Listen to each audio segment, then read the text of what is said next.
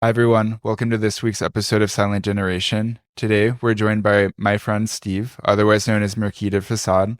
And he's like a local architecture influencer of sorts. He's who I visited in St. Louis, and he's a longtime friend. And we actually envisioned you as being our very first guest. And it's crazy it took Oh until my God. episode 54 for this to happen. Well, timing is everything, and it's a good time. It's worked out. Yeah. And you actually have your own podcast. It's called the Marquis-de-Facade podcast, right?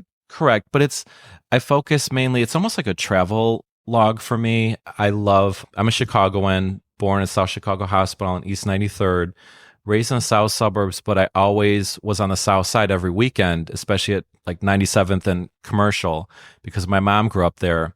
And then my dad was from 43rd and Wallace. That's the New City community, but Canaryville neighborhood. Yeah. My mom was from South Deering community, but the Slag Valley neighborhood. You know, Chicago is 77 communities, and then there's so many neighborhoods within those communities. Mm-hmm. So it's like, and then just to kind of preface it, you mentioned St. Louis. The past 3 years I was living in St. Louis. I still have a place there. And, you know, you came down to visit. When you're in St. Louis, they're like, what high school did you go to? And in Chicago, it's like, which neighborhood are you from, or what, you know, if you're Catholic, it's like, what parish did you go to?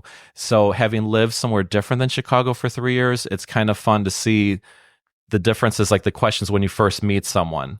And Chicago also is too, like, I've noticed in St. Louis, they're like, okay, you're white, you're black, whatever. There's like no Hispanics down in St. Louis. I'm like, where's my Mexican food? You know, it's crazy. I did not know that about St. Louis. I assume that yeah. every like larger Midwestern city like also got Mexicans, but no, that sucks for them. So it really does, because it's like Chicago for a while now has been kind of like a third white, a third black, a third Hispanic, and mostly like Mexican, you know, Hispanic. Yeah, Puerto Ricans, but yeah, mostly some Mexican. Puerto Ricans, yeah, and obviously west of Western and like Division, but it's also like, what ethnic group do you belong to? I feel like in Chicago, you know, they ask you like, what's your ethnicity? So and that's not a St. Louis question. I think in like that has kind of faded away a bit Really? now. Like, I think in Chicago, people do ask your high school, and they're mostly asking what, like, in the groups I'm in, like, what selective enrollment high school you went to, basically. Like, were you North Side? Did you go to Jones?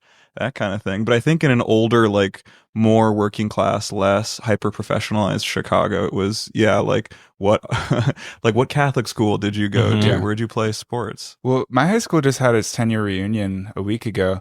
And I've talked on the podcast before about how we had a lot of Polish kids, but I forgot how many other kids were from other Eastern European backgrounds, like Bosnian, Albanian, Romanian. It felt like half the people I were talking to also spoke like an Eastern European language. So that was fun.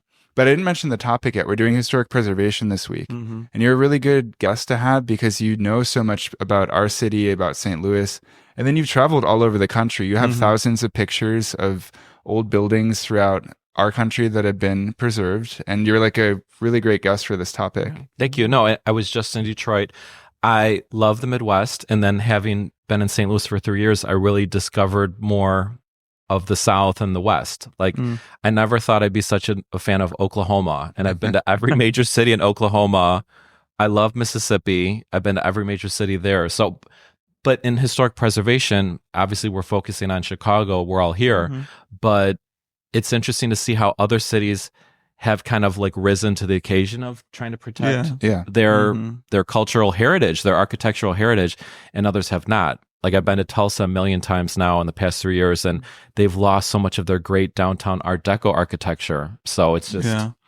I was reading this one article once. We did an episode on yuppies, and there was this guy who was writing for, I think, the Tribune at the time, and then he moved to Boston, and that's where he kind of settled. And he was saying that, like, in Chicago, like, back in the 60s and 70s, like, the government was kind of in lockstep for a bit, even though they all hate each other, classic Chicago thing. But things were able to get done, so things were able to get demolished. So we lost a lot in Chicago. Not everything, of course, as we'll talk about. But in more like East Coast, kind of like politically gridlocked cities, they couldn't decide on things to demolish. And so they were so inept, they couldn't destroy what they wanted to. Also, there's like the famous story about in Philadelphia, talking about 6 degrees of separation from Kevin Bacon.